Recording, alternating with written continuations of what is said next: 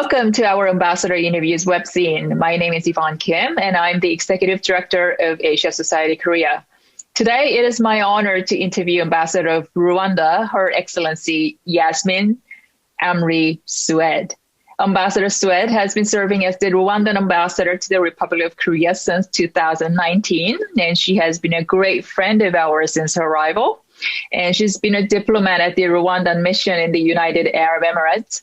Prior to her service at the Ministry of Foreign Affairs, which began in 2015, Ambassador Sued built various experience in the private sector. Your Excellency, thank you for joining us today and for your ongoing commitment and support. It's so great to see you again. How have you been? Hello. Happy to be here. Great to see you too. It's been quite some time. Doing well, not complaining. Always good to be in Korea during the pandemic, always a bit safer. So happy to be here and happy to see you. It's great to hear, and great to hear that you actually feel safer in Korea. Why don't we start a conversation about your national day? South Korea and Rwanda share the experience of gaining independence from colonial rule and commemorate this as a national holiday. And it's remarkable that in Rwanda, the history of Independence Day is still within arm's reach. And even for those too young to remember, also it's interesting how you have two separate days to celebrate your independence and liberation. The Rwandan Independence Day on July 1st and the country's Liberation Day on July 4th. So would you care to explain how that came about and how these 2 days are celebrated in your country?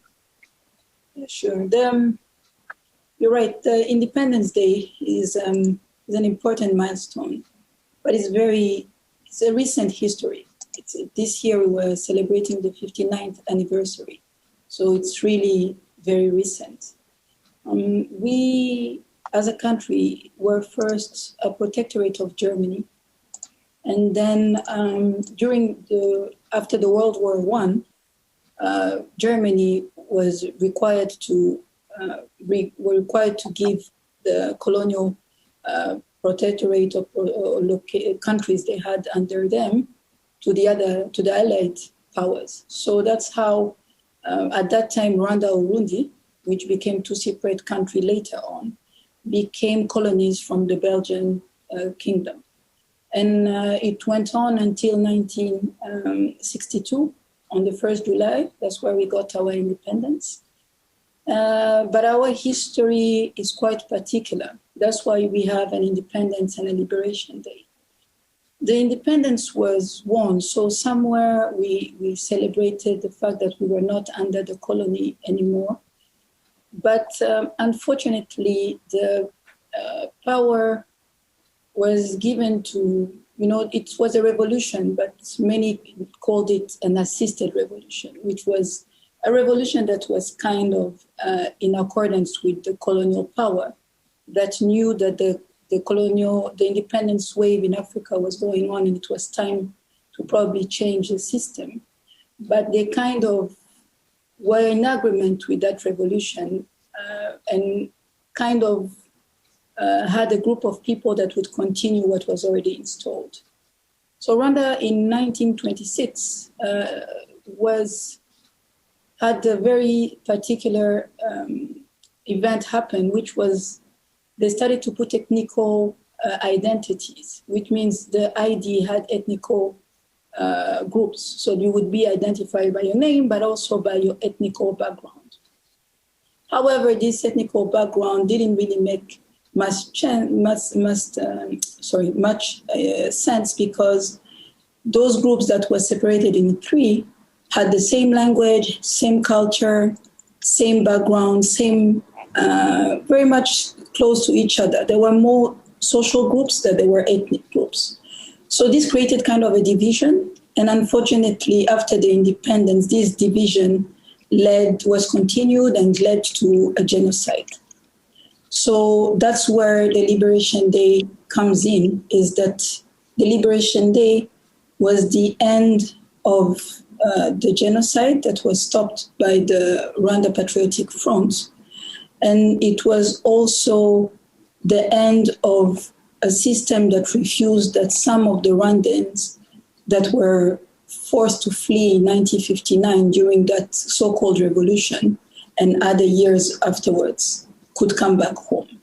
So the Liberation Day has also a lot of weight because it reflects more the Rwanda that we are and the Rwanda that we wanted to be, not a divided country, not a country with, politics of segregation and things like that. So those 2 days are quite big, though one is 59 years in celebration. The Liberation Day is only 27. So like you say, many people have lived through all these big changes. So that means in a relatively very short time, the country went through a lot of events, and it probably shaped the Rwanda that it is today. So when you talk about those 2 days, we celebrate it, but I guess the Liberation Day is a bit more celebrated. It's only 3 days apart because I think it represents us coming together also in a unified country more than anything else. Oh, interesting. And your country is a nation that rebuilt itself since 1994 and has progressed so much in terms of gender equality. Under the 2003 Constitution, which mandates 30% of the parliament seats for women, Rwanda became the first country to have a majority of women in its government, with some 64% of the legislative seats held by women. While Rwanda's pro-women policies have largely corrected gender inequality in politics, some say the top-down approach has not made the same impact on the daily lives of Rwandan people.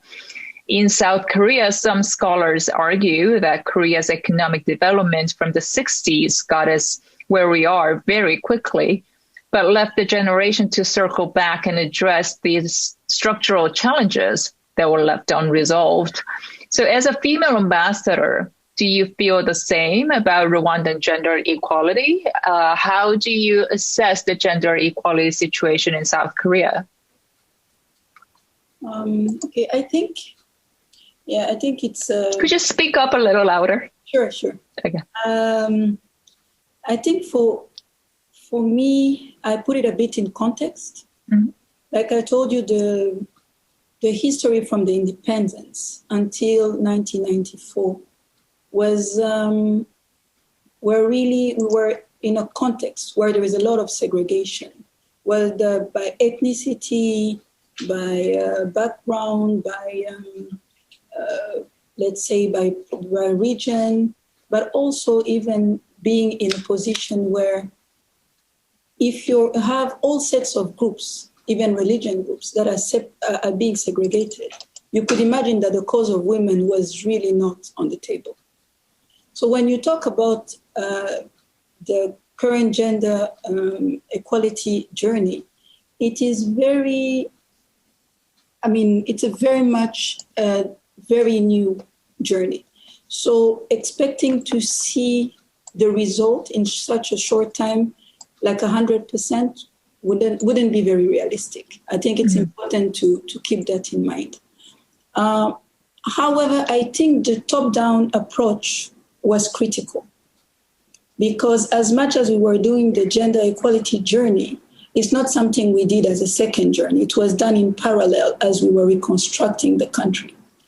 So a genocide leaves the country with a lot of social issues. You have families that lost a lot of loved ones.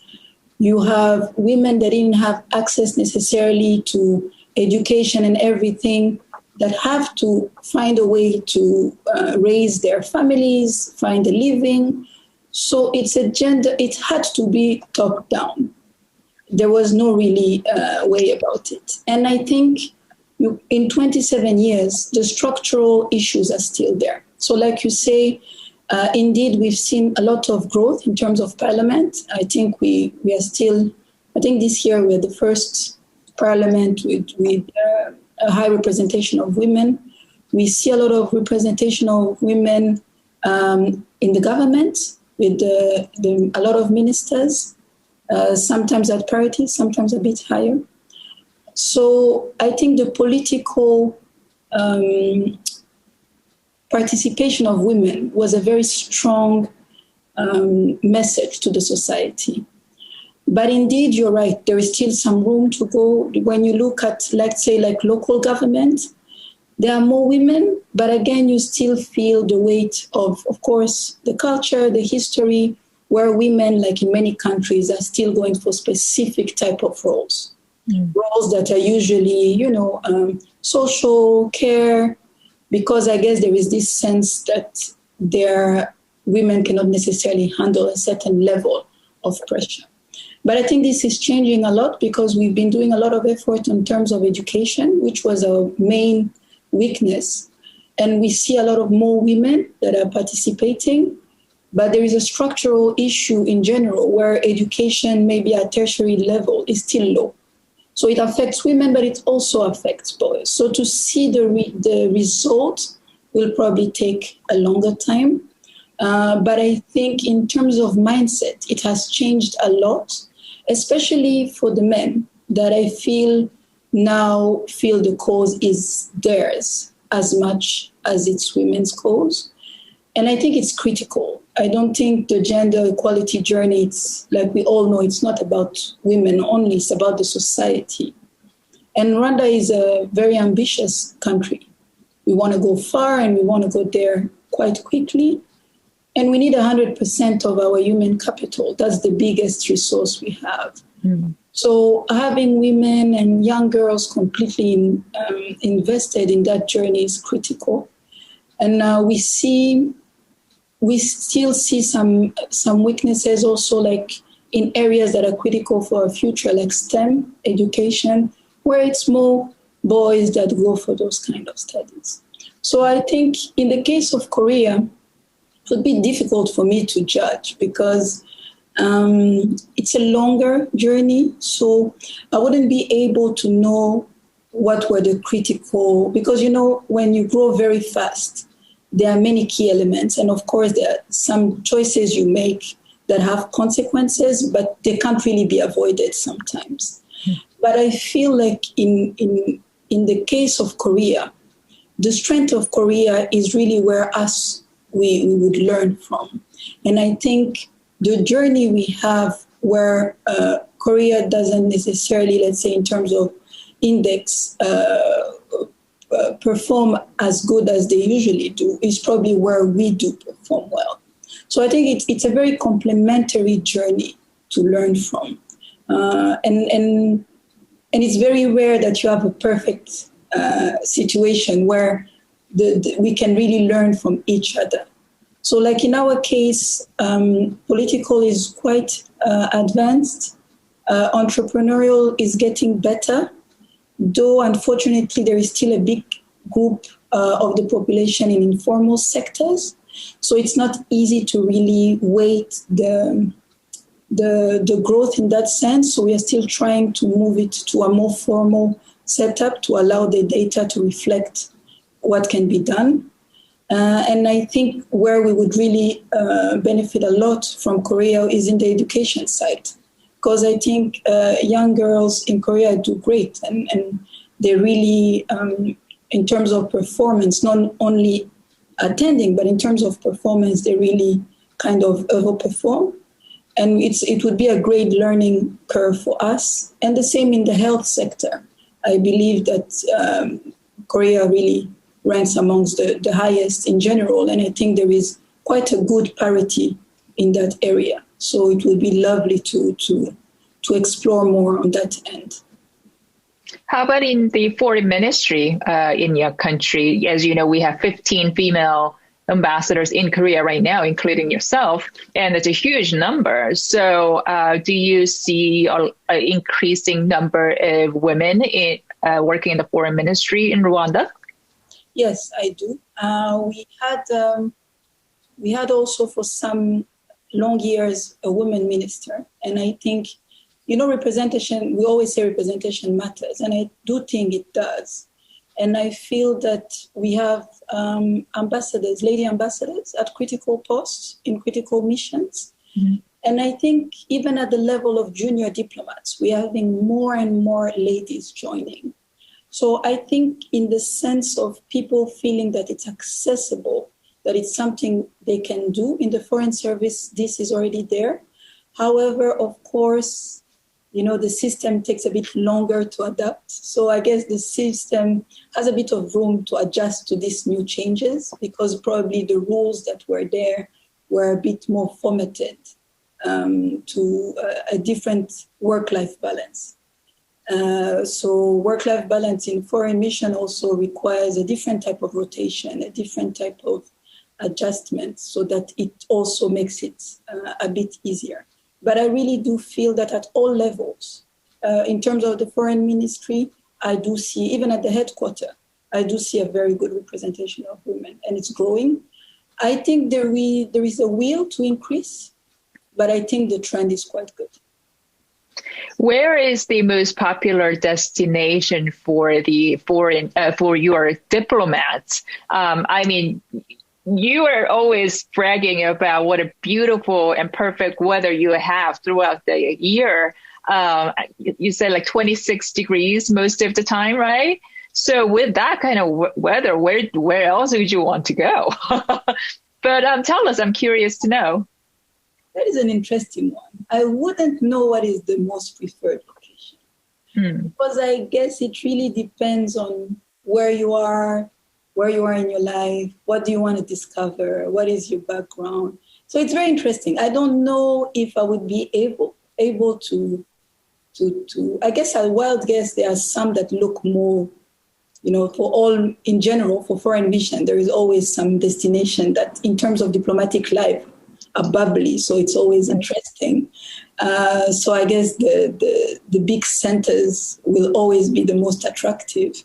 But I wouldn't be able to know among like the younger diplomats or the older diplomats if there is one or two that are the key one. I think there are some that are probably prestigious. I don't know if they are most popular. I wouldn't know. But it's an interesting one. I think I should ask my colleagues. Well, I hope South Korea is one of them. I really do. But we're going to change the field from the world of diplomacy to technology now. We understand that South Korea is a major foreign investor in Rwanda's blossoming tech scene. And both countries have relatively small territories with limited natural resources, which in turn leads to greater innovation. And Rwanda is ambitious in its technology development, a key tenet of its Vision 2020 plan, launched at the turn of the century for the country's transition to a middle-income economy. So could you please tell us how you see Rwanda ROK cooperation in the business and tech space evolving in the future? Well, like you said, I think we're already in a very good space.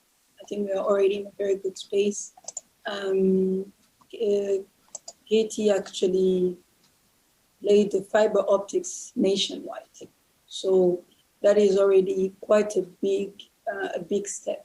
And it allowed us to have 4G LTE quite early in the game. And did you say 5G? 4G, sorry. 4G. So it was quite early in the game that this was made. So it also gave us a bit of a headway for the technology scene to grow. So if you look at Rwanda as a country, our vision has always been to be a tech hub. And the way to go about it was really to create an ecosystem. And the infrastructure backbone was critical. So that infrastructure being in place now, we are really developing a set of elements that would give us the right technology ecosystem to attract investors. We, as a country, not like the other countries of Africa, we are not very big in size, like you said, but we have a quite interesting location. We are right. We like to say that we are in the heart of Africa. So we are in the crossroads of different regions. So you have the East African region. It's like a big block of 300 million people. but you also have the Francophone-speaking countries. We are a member of the Francophonie, of the Commonwealth. So we are really kind of really connected on a regular with our counterparts of Africa. And we feel that we have invested in the right framework for investors to come and conduct business in Rwanda when they are looking at the continental market. And it's way more relevant today because, as we know, Africa has signed its Africa Continental Trade Agreement. So you're looking at a market of 1-point-something billion people, which is incredible. And Africa in general has a majority of its population being the youth. In the case of Rwanda, more than 60% are below 25. So in terms of business, you're looking at a very promising market. And the fact that the ease of doing business is one of the elements that we put forward. You can open a company in a couple of hours. In 4 hours, you have a company. It's free of charge. So we have really tried to remove the challenge and probably hindrance people would have to do business in Rwanda and to conduct your business for the entire continent. And we have set up certain programs, like we are developing an innovation city that would allow talent from the entire continent to work there. We have universities like Carnegie Mellon and Ames and all kinds of other universities setting up in Rwanda, so that we offer businesses and Korean businesses, in that case, the opportunity to invest in Rwanda, sorry. And I think Korea has something very particular. There is an interesting SME and startup scene. And this Rwanda offers, we like to say that we are a proof of concept country. So you can come and try an innovation in Rwanda. We have the will and we are interested in welcoming and seeing, of course, the legal framework that works to make it possible. And this is something I think Korean SMEs and startups will really be able to take advantage of, because they could actually be able to have an innovation developed in Rwanda and then take it outside. This is the case of the zipline example we like to give, that delivers blood through drones, and they started in Rwanda and then they exported themselves in the world, in the US. So I believe the business outlook is very positive. It's true COVID, like for everyone, kind of forced us to kind of readjust. But I think the opportunities are still there. And I think maybe we're going to leapfrog because of COVID, we've kind of fast-tracked all these activities, where IT becomes the core enabler. So I think that maybe the online Zooms meetings will have a very good advantage for SMEs and startups to operate and work together and probably come up with innovation that can be a collaboration with businesses from Rwanda and Korea, developed in Rwanda and exported to the world. I hope so too. And it's hard not to talk about the Rwandan coffee. The overwhelming expert opinion seems to be that coffee beans grown in Rwanda are among the best of the best. And I agree. And it's no secret that South Korea has one of the highest coffee consumption rates per capita. And we would like to take this opportunity to celebrate the enormous dedication and talent of Rwanda's coffee growing families who fill our cups and replenish our souls every day. What do you think makes Rwandan coffee so special? I'm going to try not to be too biased, but I think I am biased. So first of all, I would like to highlight that I think my consumption of coffee has really increased since I came to Korea. So how so? I do agree. So I don't know. I think it's coffee shop are so available. It's so convenient that you kind of take a cup quite easily. way more than in other places. So I think I got the bug, and I think my consumption is increasing in Korea more than anywhere else. So yeah, I think what really makes the Rwanda coffee very particular, it's where it's grown. It's in high altitude, so it already has a very specific taste because of the topography of the location. It's a Bourbon coffee, it's an Arabica coffee. We really try to make a lot of effort every day to try to make sure that our families are able to grow and to roast it the right way so that it really keeps its flavor and its signature. And now I think over the years, we've managed to get the quality even better as we go. So yeah, I think really the quality, the altitude, the topography of the altitude where it is gives it a very, very separate aroma. So I do think, without being biased, that it's one of the best. Okay, now I need my daily dose of Rwandan coffee. So, Your Excellency, thank you for taking your time for us, and we look forward to working more closely with you and your embassy. It's always our honor to have you involved with us, and we're very much looking forward to seeing you again very soon. In the meantime, we hope that you will continue to stay safe and healthy. Thank you again. Thank you so much. Stay safe. Bye-bye. Bye-bye.